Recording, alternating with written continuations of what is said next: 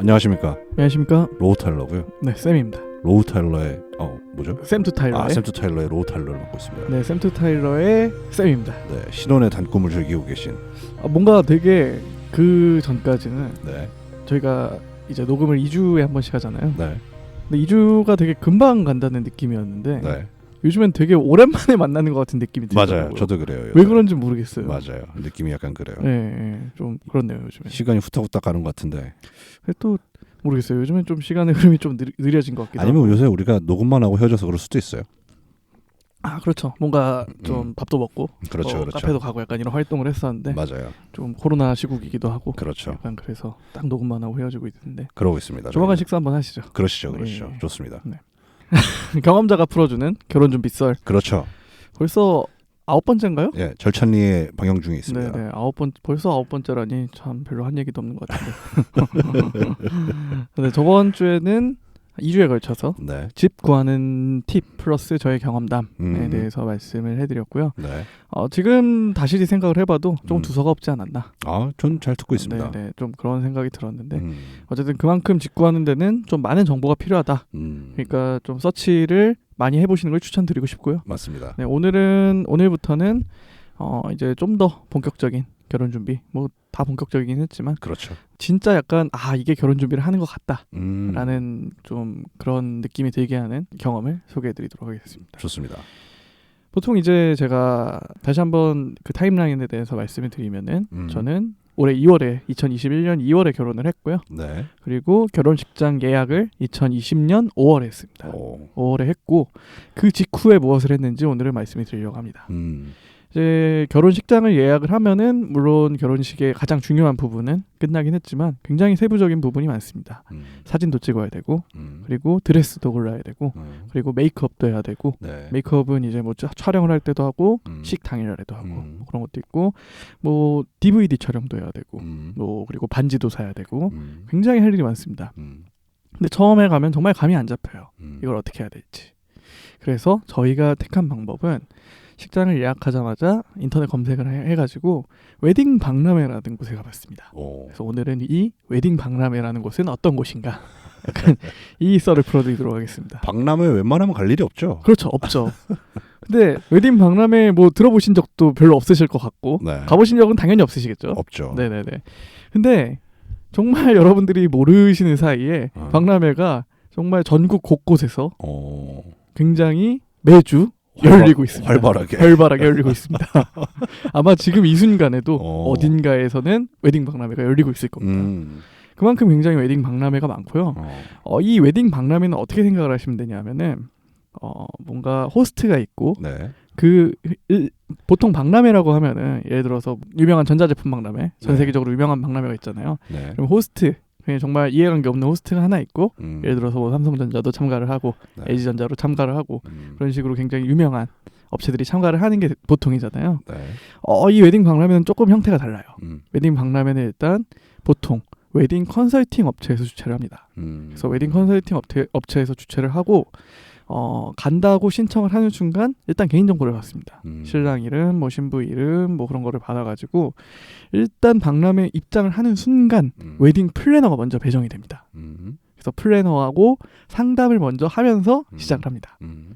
이게 좀 굉장히 일반적인 박람회하고 다르죠. 왜냐하면 우리가 뭐 박람회를 간다고 하면은 그냥 자유롭게 원하는 부스를 둘러보고 뭐 살 거 있으면 사고 약간 그런 게 대부분인데 아무도 신경 안 쓰죠. 아무도 신경 안 쓰죠. 내가 사건 말건 그렇죠. 뭐 돌아다니던 말건.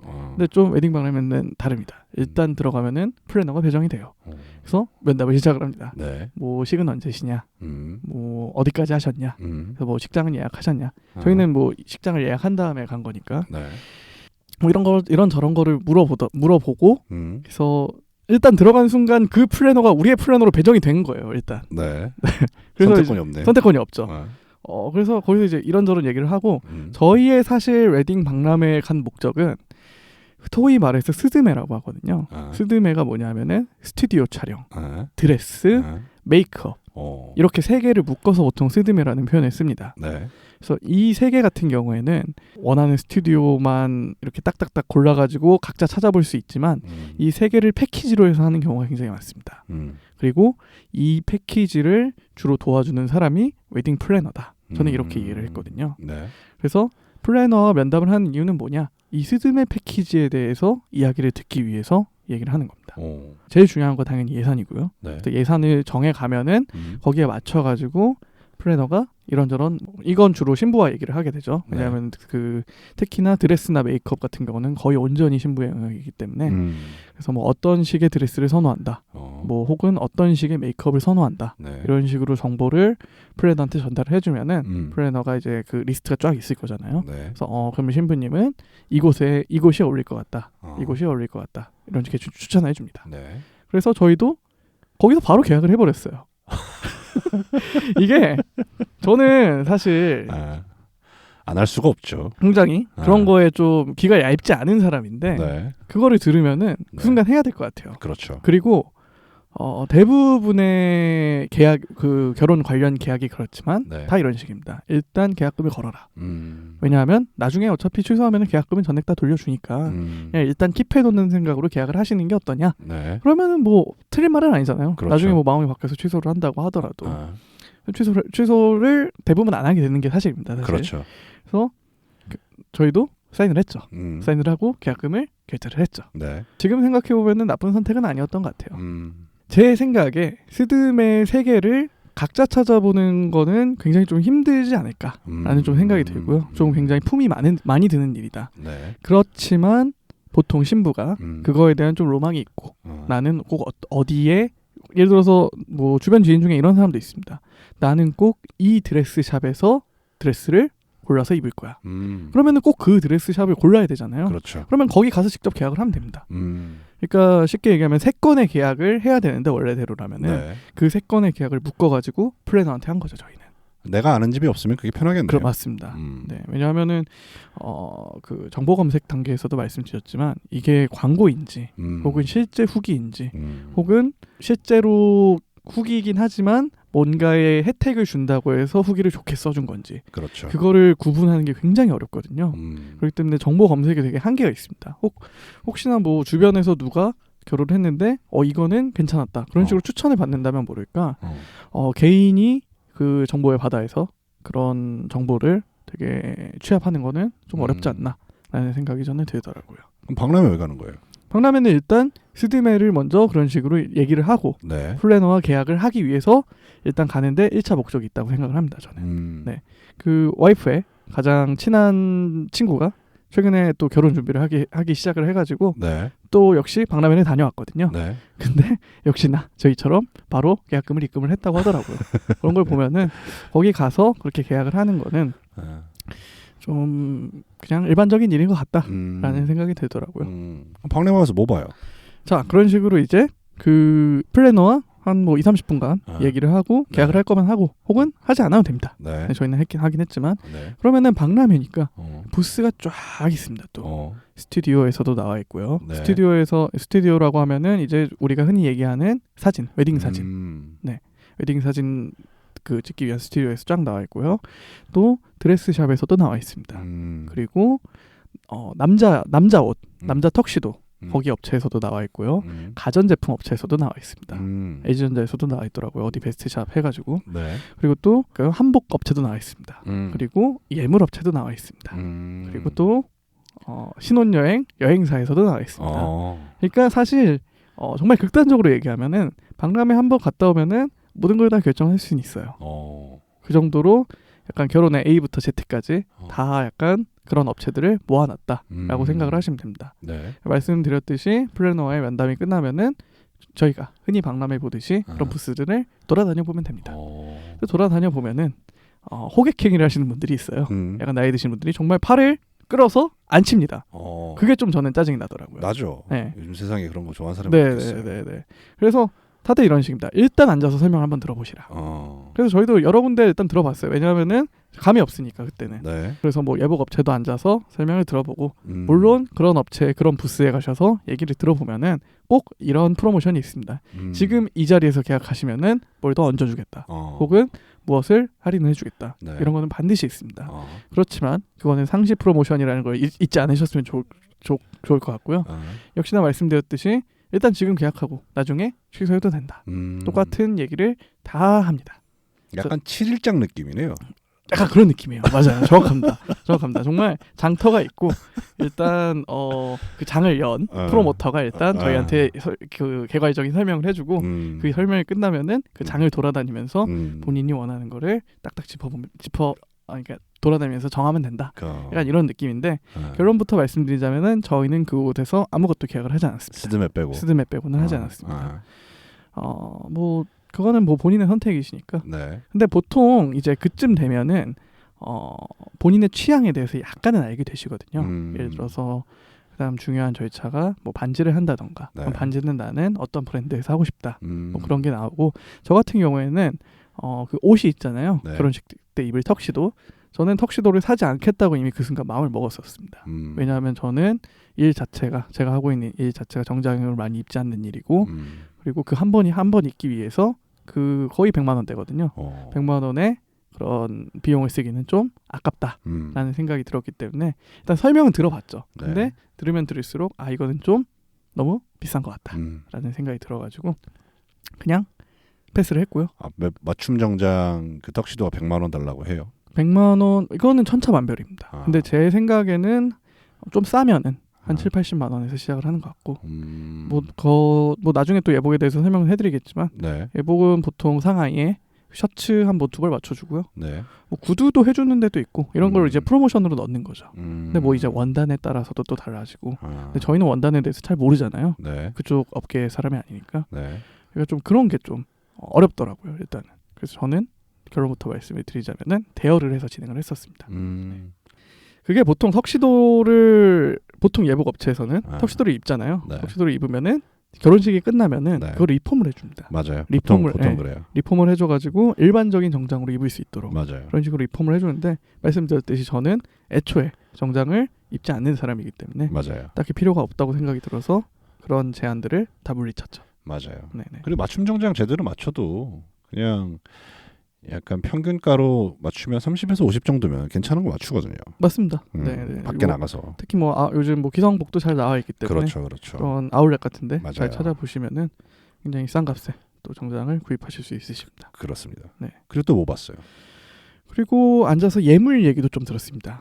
그 청담동에 가면은 자체 예물 브랜드가 있어요. 그러니까 뭐 그런 유명 명품 브랜드가 아닌 소위 얘기해서 그냥 개인 샵인 거죠. 개인 샵인데 좀 규모가 큰 샵이 있습니다.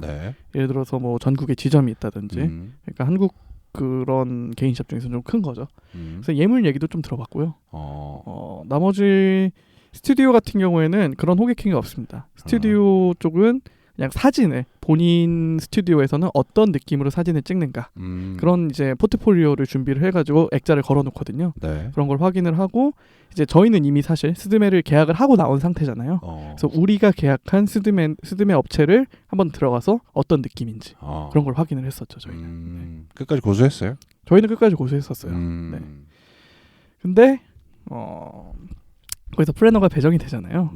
저희는 플래너가 도중에 한번 바뀌었습니다. 왜요? 플래너가 퇴사했거든요.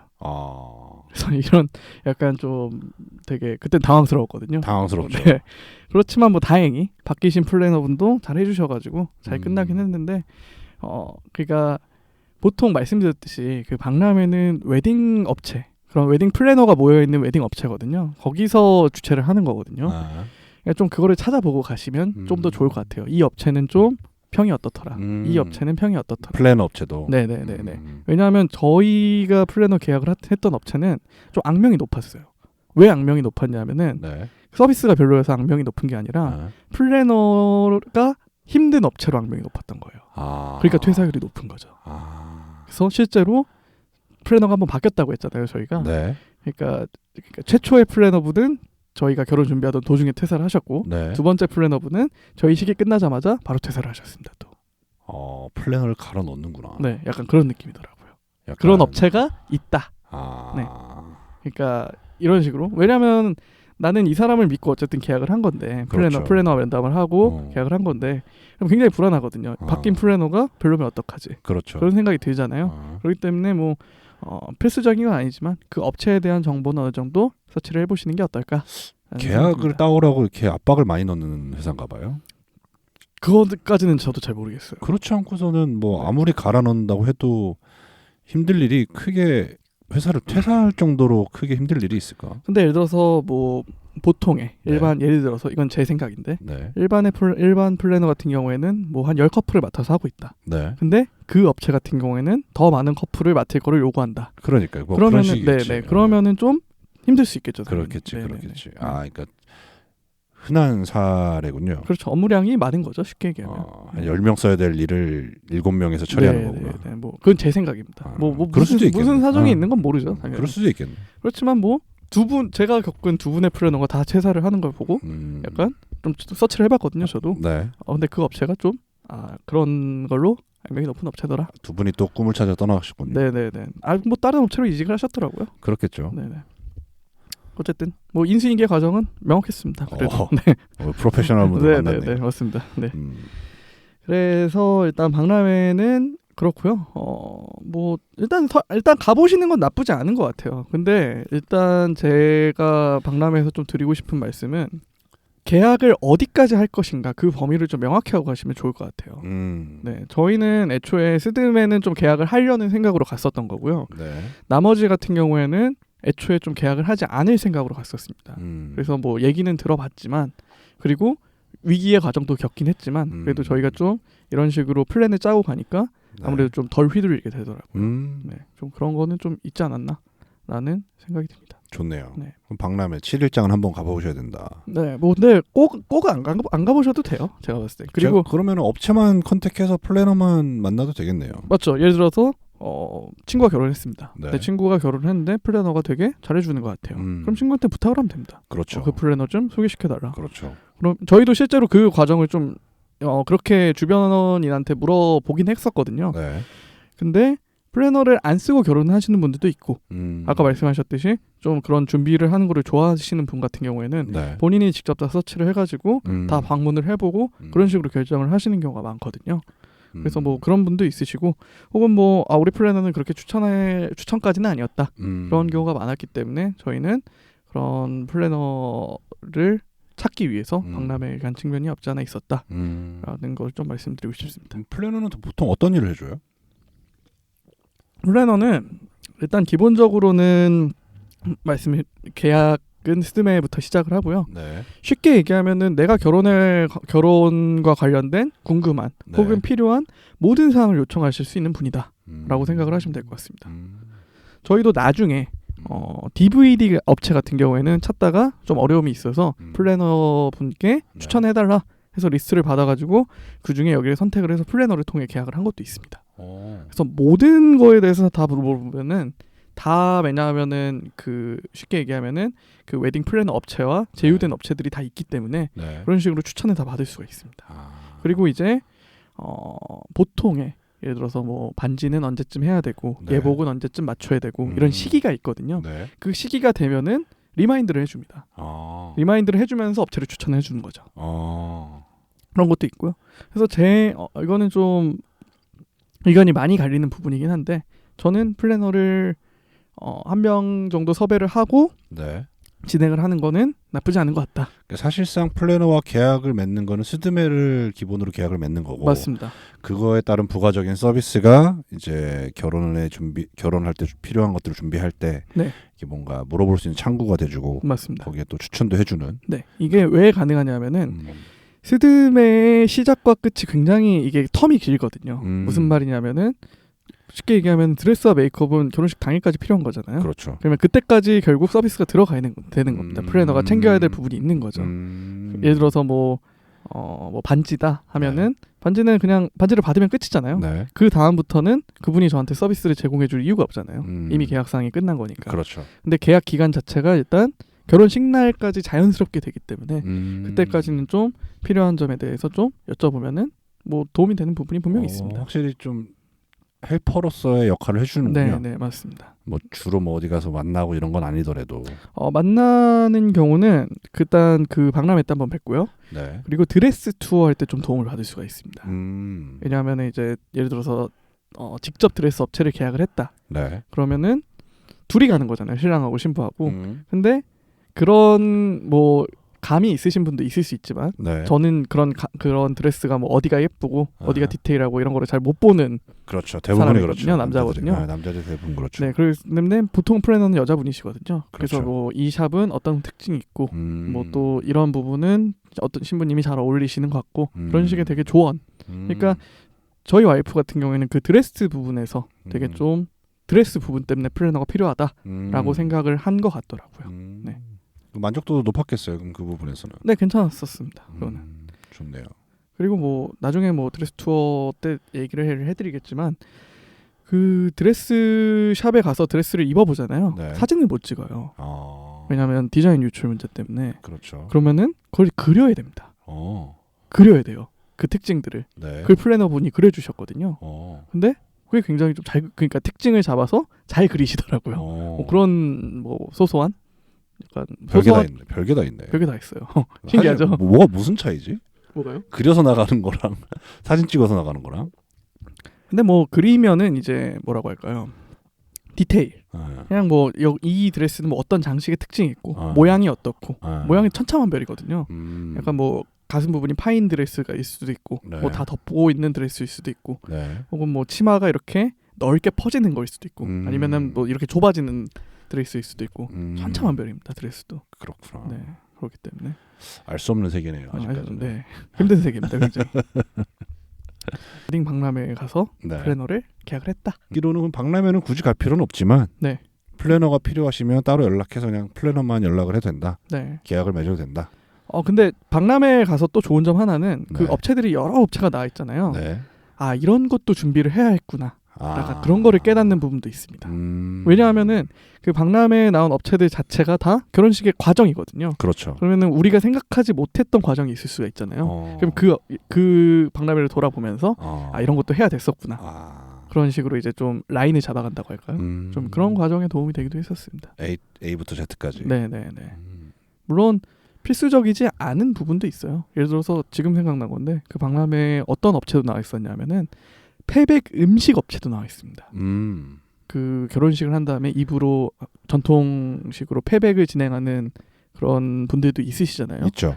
그럼 거기에 음식이 필요하잖아요. 맞아요. 그런 음식을 이제 그 만들어 가지고 배달해 주는. 예전에 같으면 뭐 그릇 세트 이런 업체도 나와 있고 정말 정말 많은 업체들이 나와 있습니다. 네. 저는 그 양재 무슨 컨벤션 센터에 갔었는데요. 네. 그 공간이 되게 넓었거든요. 네. 꽉 들어차 있더라고요. 와. 네. 결혼을 안 한다 해도 네. 성황이네요. 맞습니다. 하시는 분들은 다 합니다. 어쨌든 박람회와 플래너. 네, 오늘은 뭐 이쯤에서 마무리하면 될 것 같아요. 좋네요. 네. 좋습니다. 네, 그럼 뭐 저는 추천해드릴 수 있고요. 박람회와 플래너에 관해서 오늘은 썰을 풀어주셨네요. 네네, 웨딩 경험담. 박람회와 그 웨딩 플래너 네. 그리고 뭐 약간의 스드메 뭐 그런 절차들에 대해서 썰을 풀어드렸는데 다음 시간에는 반지, 예물 반지. 결혼 반지. 네, 결혼 반지에 대해서. 예물 반지는 뭐고 결혼 반지는 뭐예요? 똑같은 겁니다. 오케이. 네네. 네, 뭐 명칭의 차이일 뿐이고요. 네. 반지의 종류라든지 뭐 그런 거에 대해서 좀 이것도 좀 길어질 수도 있을 것 같은데. 그렇죠. 일단은 뭐 한 주에 끝내는 걸 목표로 다음 주에 설명을 해드리도록 하겠습니다. 좋습니다. 네, 매주 화요일마다 쌤의 방송 팟빵과 파티에서 오디오 콘텐츠로 들어보실 수 있으시고요. 유튜브 샘투 타일러 채널에서 영상 콘텐츠로 만나보실 수 있으시니까 좋아요와 댓글, 구독 부탁드리도록 하겠습니다. 감사합니다. 감사합니다.